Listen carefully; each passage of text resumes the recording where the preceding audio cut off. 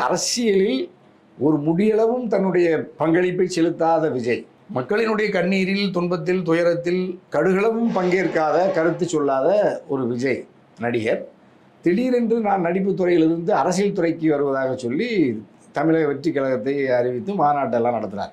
ஆகவே அவர் மாநாட்டில் பேசி முடித்துவிட்டு வெளியேறிய விஜய் இன்று வரை கிட்டத்தட்ட தலைமறைவாகவே இருக்கிறார்.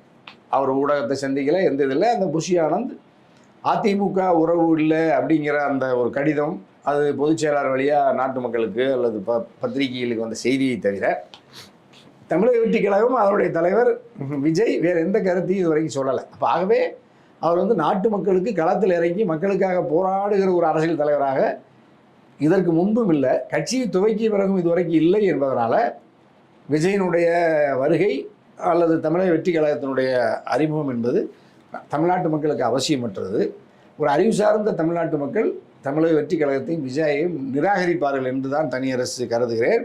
நிராகரிக்க வேண்டும் என்கின்ற அறைகூவலையும் உலகத்திலேயே தனியரசு தான் முதலில் ரஜினி வருகிற பொழுதும் எதிர்த்தேன், கமல் வந்த போதும்